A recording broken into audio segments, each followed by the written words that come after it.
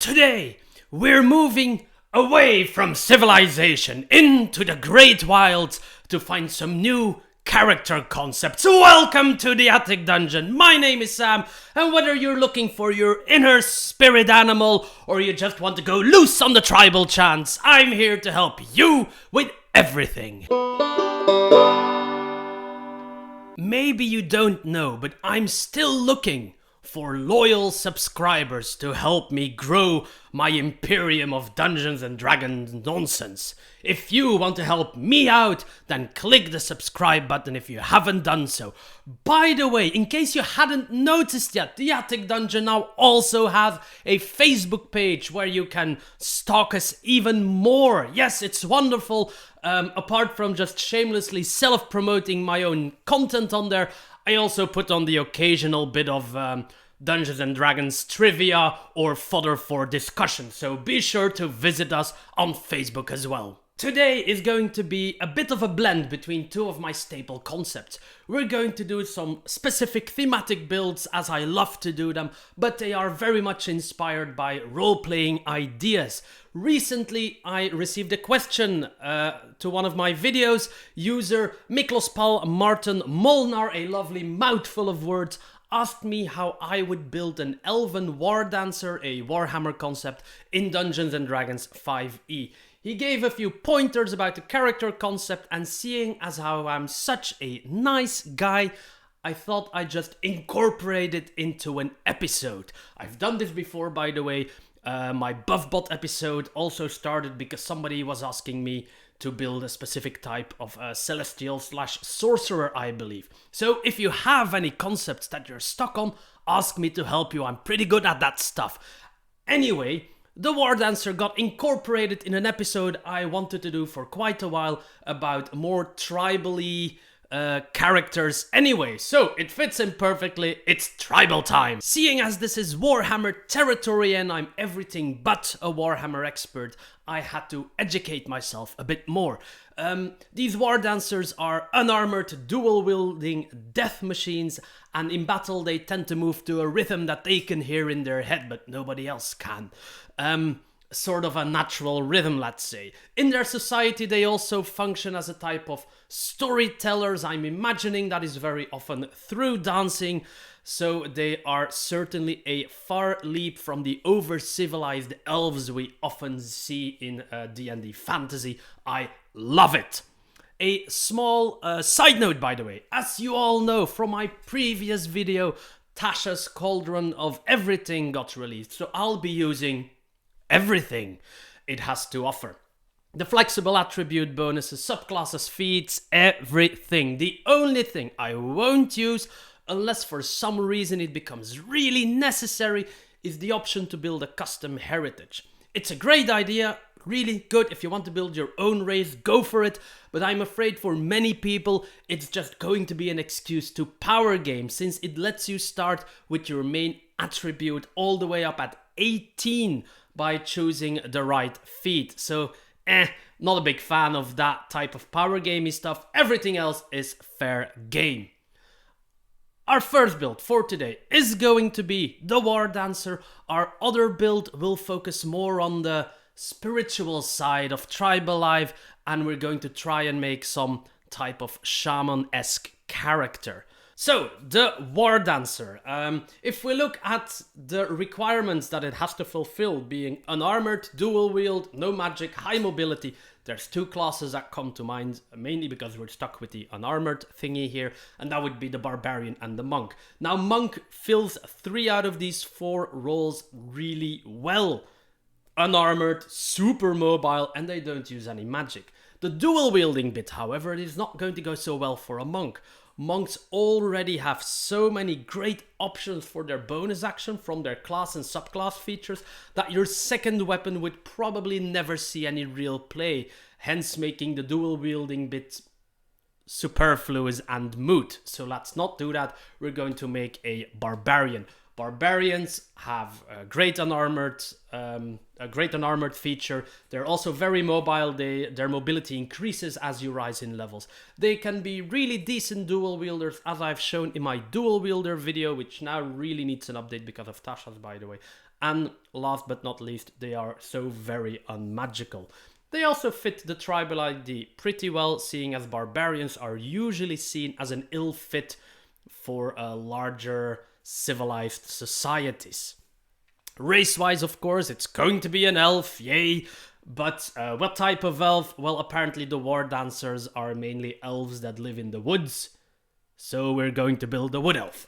Aha, bet you didn't see that one coming. Now we are going to use Tasha's flexible bonus system to swap around our attribute bonuses. Miklos, I know that you said that elves wouldn't really make great barbarians. Now, even before Tasha's, I've said loads and loads of times there is absolutely nothing wrong with starting with a 14 in your main attribute, being strength for barbarians. It works out just as well. You usually gain other things from your race. But Tasha's allows us to swap around some of those attribute scores, so that is what we're going to do. We're going to keep a dexterity bonus, but we're going to swap it over to the +1 bonus that we usually get wisdom from as a wood elf, and our +2 bonus is going to become strength. And there you go, your wood elf is now perfectly fine to become a barbarian. We're also getting all kinds of weapon proficiencies from being an elf. I don't know if it's wood elf specifically. You get the elf weapon training. There's 4 weapons that we get, and we can swap each of those out for another weapon, which we don't need because barbarian is going to give us all the weapon proficiencies ever. But you can also swap it out for a tool or an instrument, and that is what I did. I looked through the tools and the instruments for things that would really fit both the tribal, more animalistic theme of the Wardancer. So I took the drum and the horn as instruments, then woodworker tools, some crafting is always in order, and painter tools. Because you mentioned tattoos in your concept as well, you would really like your Wardancer to be adorned with tattoos, if possible, magical of some kind. So this looks like a nice basic step towards creating your own tattoos or war paint. You'll have to talk about that with your dungeon master, of course. Being wood elf gives us perception as well. That is never bad. And for the skills as a barbarian, I took athletics and intimidation. I think they fit the team nicely. This Wardancer is going to be immensely athletic to be so mobile. And it also gives our Wardancers some more social leverage. I think they could be really intimidating if they wanted to. Our ability scores are always pretty straightforward. We want to keep our strength as high as possible and then follow it up with Dex and Constitution for our armor class. Our ability scores then, a bit less straightforward than usual, I think. We are going to have 17 strength, 16 dexterity, 15 constitution, and then 8, 8, and 8 on the mental ability scores. You might think that 16 dexterity is a bit high for a barbarian because you can wear medium armor, which caps off at 14 dexterity when it comes to bonuses. But don't forget, we're aiming at being unarmored at all times, so a higher dexterity will contribute to a higher armor class, and it also further emphasizes that high mobility type of warrior by increasing, amongst others, our initiative and our saving throws. The 2 uneven stats obviously are going to be buffed at level 4, don't worry about that, it's going to add a lot at that point. A very low charisma, even though I would really love for this Wardancer to pick up some charisma related abilities, which he does, by the way.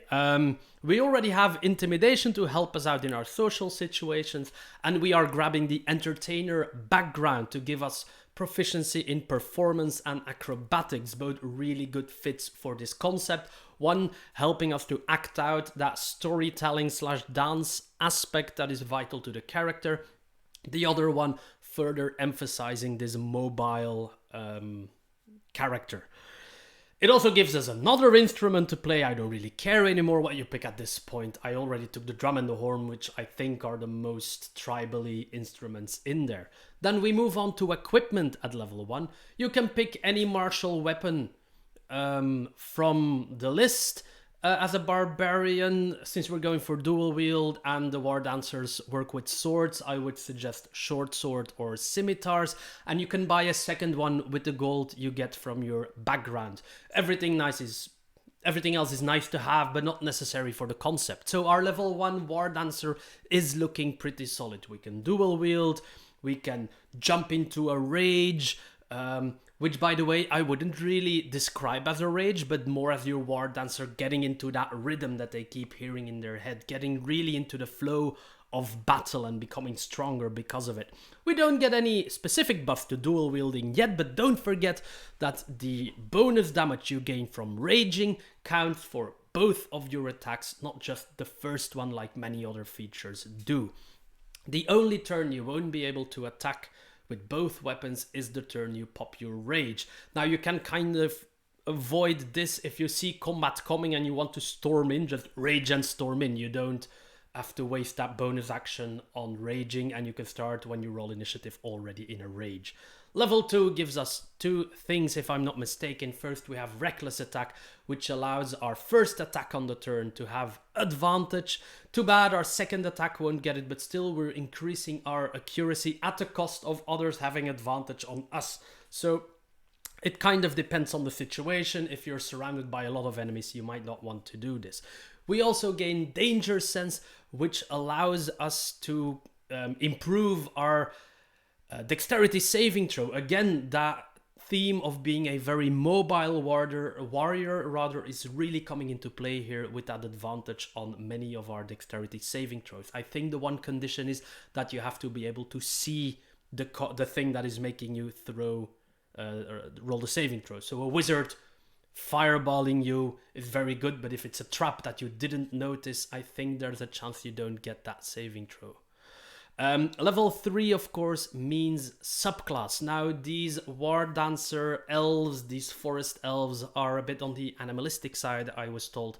So Totem Warrior really seems like a snug fit. I want to avoid picking the bear totem though, because it's everywhere, and also Wardancers are not hawking tanks who laugh at all the damage they receive.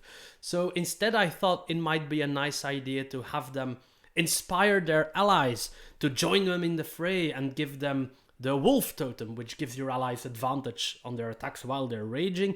You can resemble this choice with some feral tattoos on your Wardancer, hoping to invoke the protection of some spirit animal. If you want to triple down on the mobility aspect though, you could also pick the tiger totem, which transforms your jumps into scary leaps really, and really makes that Wardancer able to jump around the place. I'm not going to say it's a Hulk jump, but it are some really decent buffs to your jump that you can use to overcome traps, but also for some reason reach hard to reach enemies on the battlefield. Level 3 gained something extra thanks to Tasha. We get an extra skill at level 3 that we can select from the Barbarian skill list. I took Nature because it sounded like the best fit here. If not, maybe Survival is also a choice. Level 4, as I said before, is here to round off those uneven stats. We bump Strength to 18 and Constitution to 16. This does a lot for us. Buffing Strength buffs obviously both our accuracy and our damage for each attack, and Constitution, since we're a barbarian, buffs not just our hit points but also our armor class. This is really a win-win investment. This also puts your stats at a comfortable number so that we can pick up a feat at level 8 and maybe even at level 12. Level 5 is always very clear for martial classes. You gain extra attack, more choppy chop, and that is exactly what we're looking for. You also get more movement, I believe only when you're raging though, but again, we emphasize the mobility aspect. Level 6 gives us utility from our totem. You don't have to pick the same totem as you did at level 3. I grabbed the tiger here for more nature-related wood fighting skills. I picked stealth and survival. By now you actually have a barbarian that is proficient in many skills, specifically for fighting in the woods or in the wilds, but that makes sense. You have a lot of utility outside of combat as well, and that's always really nice to have because it is something that barbarians can easily lack. Level 7, thanks to Tasha, gives us two things now. When we start raging, we get to move half our speed for free, and that's a nice 22 free feet of movement we get right now. And we also gain advantage on initiative, again demonstrating our superior speed And we cannot be surprised either, as long as the moment we would be surprised we start raging, which is something we love doing anyway, so that's good as well. Level 8 then, as per usual, the last level that I describe in detail, gives us two options. Either we pick up dual wielding, giving us access to larger weapons. We can dual wield D8 weaponry. You could pick up 2 longswords, for example. You get an easier way of grabbing both your weapons at the same time, because you can take both with your free action, and you gain +1 armor class, which is all really good. Our armor class is 16 at this point, so this would make it 17. It's starting to get somewhere. The other option, of course, is grabbing the 2-weapon fighting style as a feat. Thank you, Tasha's Cauldron of everything. Whatever you don't grab here, pick it up at level 12, I'd say. I mean, these are both great feats to build your dual wielding aspect of your Wardancer, and you're probably going to want both at some point. And I'd say from here on out, you're all set to Wardance your way to victory. A barbarian is really the path you want to take. I don't think there's any other class that is going to allow you to play this fantasy of a Wardancer this well, especially not if you don't want to involve magic. If you want your tattoos to have a larger impact on your gameplay, have a look at the magical tattoos that Tasha's Cauldron offers us, and maybe bribe your DM to allow you to get one of those instead of whatever normal magical item you could get.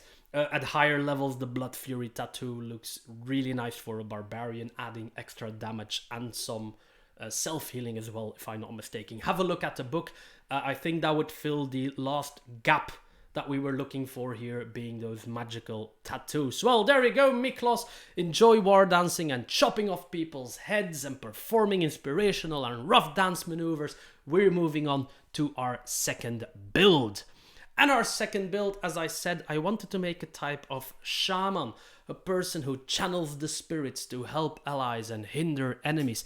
Usually these chaps are a mix between melee combat and spellcasting. And something inside of me said, Sam, you know, this would be a wonderful opportunity for a Shilelach build, or whatever. I don't know how you pronounce that thing, the druid cantrip that lets you whack stuff with wisdom. After all, what would be more shaman-like than channeling a spirit into your weapon to help you whack stuff and then support your allies with some cool spells? This does mean I'm not going to lean towards a type of shaman that specializes on channeling the elements to wreak havoc. So I'm going to be going more for the spirits be calling out to me type of shaman, but you will very much be able to hold your own in combat. If you want the more elementally type of shaman, go ahead. You can make a wizard or a druid, I suppose, that would fit that role, but our shaman is going to start as a ranger, along with all of those new fancy ranger features that Tasha's Cauldron gave us. So our class has been decided, and for race we're going to do something wildly crazy. We're going to pick the vanilla human. That's right, we're going for that very nice +1 to all ability scores buff. I actually really like that one. I don't often play human because of, I don't know, it's not my style, but I really like the +1 bonus to everything. So we're going to pick a human, a normal human for our shaman. Then if we look at our ability scores, that +1 to everything does allow us to do some really wonderful things. After putting in all of the other points, I ended up with an 11 in strength, a 14 in dexterity, a 16 in constitution, a 10 in intelligence, a 16 in wisdom, and a 10 in charisma. You might be looking at me like, Sam, why are you building a ranger with only 14 when you can legally, without changing anything, have one with 16? All I want from dexterity is that juicy bonus to medium armor for now, people. I'm not really interested in shooting arrows or whacking stuff with short swords that often. It's just going to be for the first level. As I said, we're going to use Shilelach, so wisdom is going to be more important. We're going to build a very wise ranger. For our background, I took the Acolyte background, because it's a bit of, it's maybe too religious, as in you lived in a temple, a religion, but it does give us the actual religion skill, and I took medicine as a second one. It also gives us 2 more languages. I would suggest you pick up some, maybe some form of elvish, even if you're a human shaman. Elves often live in the woods, and then elvish would be a good pick. And whatever you want as your second language. It actually gives, it's a very flexible background for our religious character, which it is, even if it's not one of the big religions in a temple. Equipment wise, perfectly okay with grabbing the scale mail and 2 short swords and all the other stuff you get from your gear.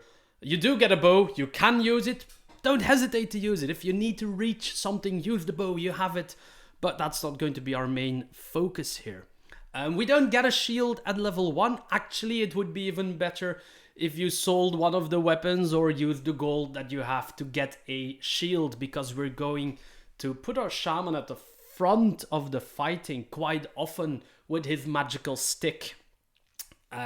So having a shield in the other hand works really well, and you could decorate the shield with like parts from animals, teeth, feathers, whatever, make your guy look really shamany. Maybe it's a wooden shield and not a metal shield as well. It looks kind of home-crafted to reinforce that guy who lives in the forest theme that we're going for. Now this is a good moment to have a chat about all the new ranger features, because we will be implementing those in this build. At level 1, you gain the Deft Explorer Ranger feature, which is going to give you a series of benefits at 1st, 6th and 10th level. At 1st level, it gives us 2 extra languages. I took Primordial and Sylvan because those are very shamany related languages according to me. And you're also allowed to pick a skill on which you will gain double your proficiency bonus. So I took religion there because a shaman is, after all, a person who is kind of responsible for the religion part in their village, if I'm not mistaken, so I took that one. We also get favored foe, which is kind of like a hunter's mark light thing. Whenever you hit a creature with an attack roll, you can basically mark the creature for a minute or until you lose concentration. So even though this is not a spell, it does have concentration, and every first time on a turn that you hit this enemy, you do 1d4 extra of damage. You can use this feature a number of times equal to your proficiency bonus, and users come back on a long rest.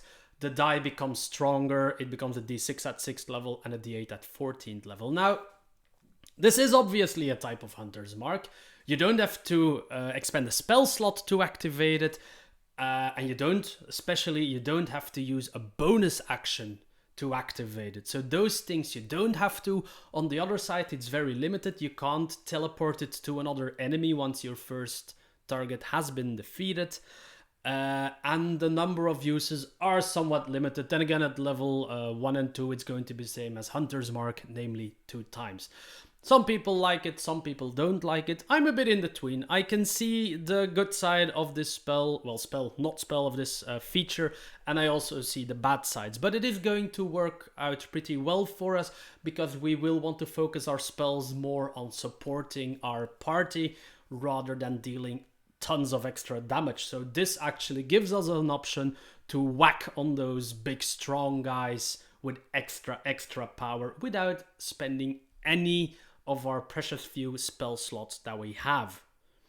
And that should be our level 1 ranger. We're pretty good. Your attacks at level 1 will not be made with 16 in dexterity. Oh, boo-hoo, get over it, you'll survive the 1 level with 14 dex. At level 2, we first and foremost get to select a fighting style. Now, the ranger has received extra fighting styles, with Tasha's, of course, one being unique to them, being the druidic warrior fighting style, which allows you to grab 2 druid cantrips.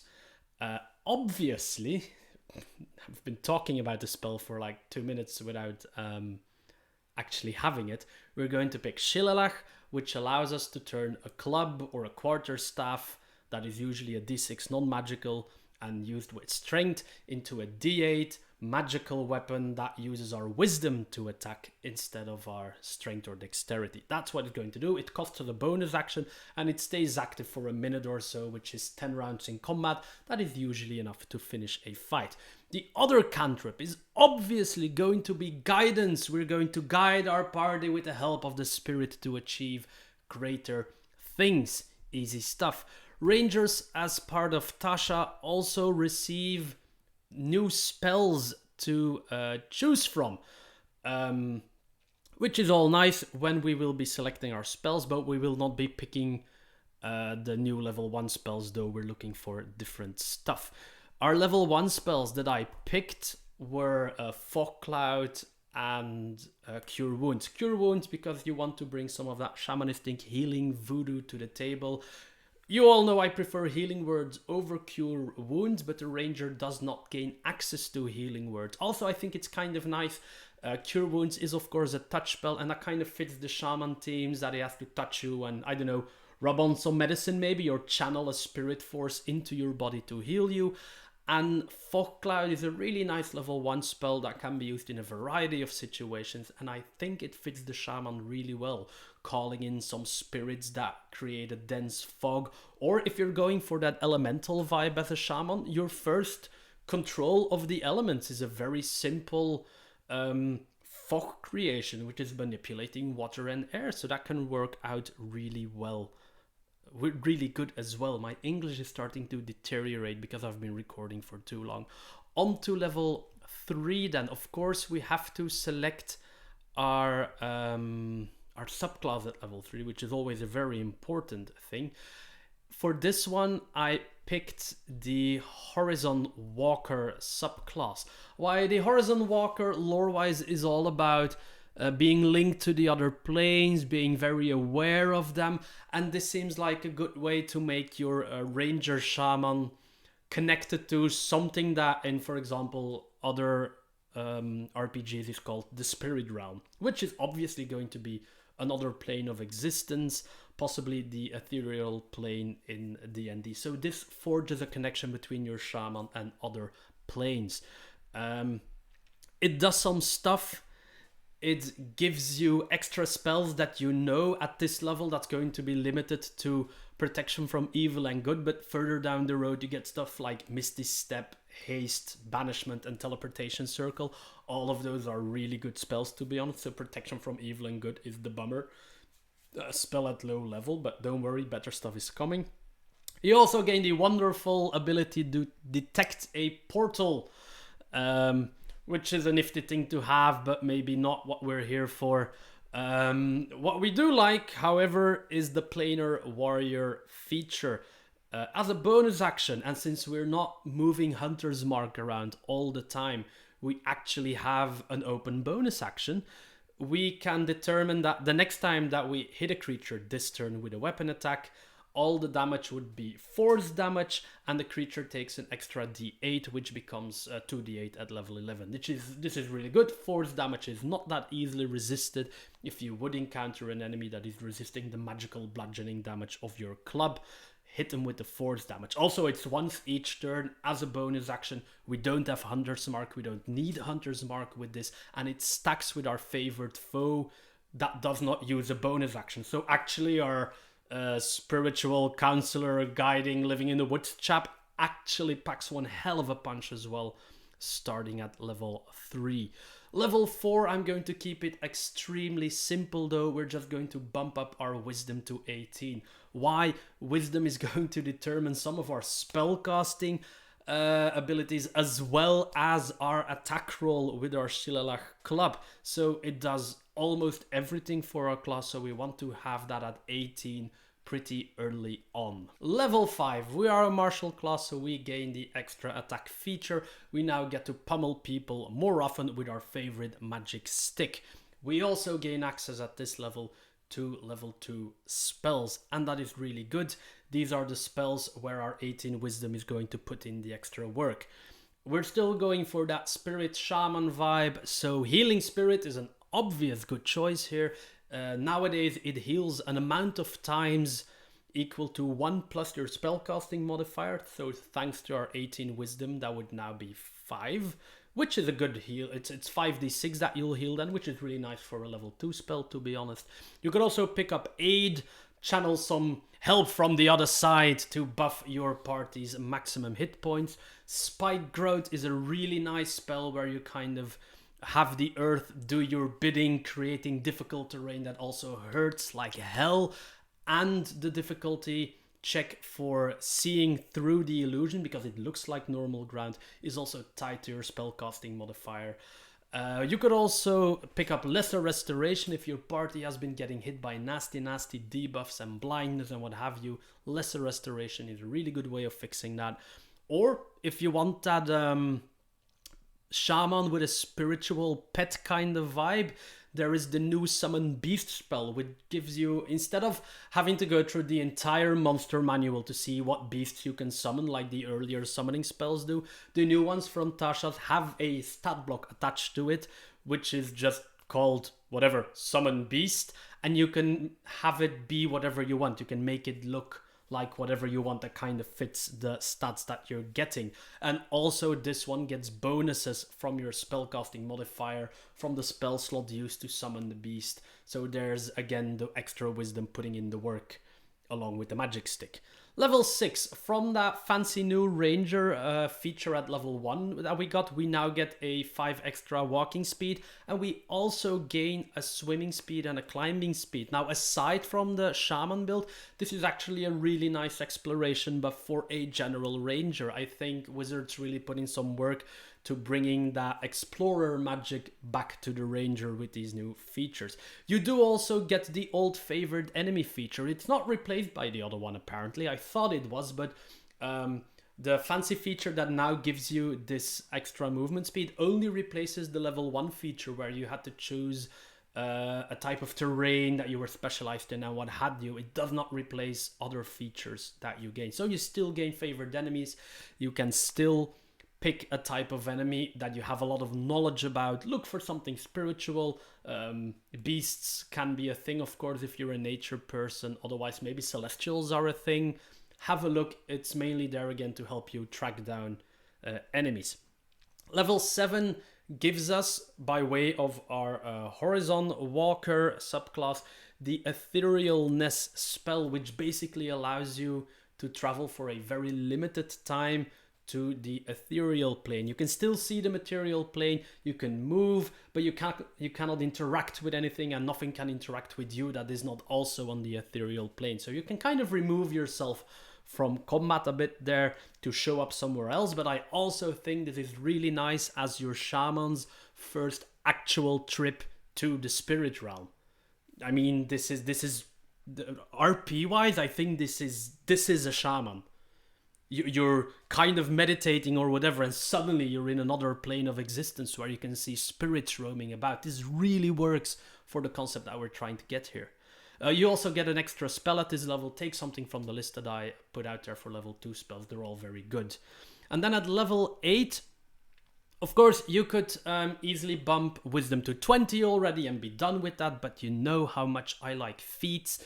So to kind of keep up the damage with the utility that we've been gaining, I opted to display once again Tasha's Cauldron of feats in this case, and we're going to take Fighting Style. It's called Fighting Initiate, by the way, and it allows you to pick any fighting style, and I picked up Dueling. This is going to add another +2 damage to your whooping magic stick, which with the 4 wisdom is now operating at 1d8 plus 6 bonus damage, possibly 2d8 if you have the bonus action open to use the Horizon Walker feat to whack for more, and you have extra attacks. So apart from the extra bonus die that you get from Horizon Walker, this damage can be done twice a turn. You are now really, I think, a person who is trying to commune with the spirits, who is out there helping people with the forces around them while still kicking a lot of ass and holding his own in combat.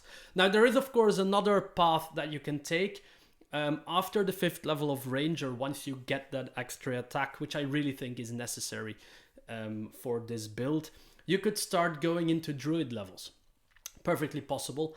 And if you do that, the next time you... Well, obviously, it will focus you more on the spell casting than on the martial bit. It gives you a lot more spells.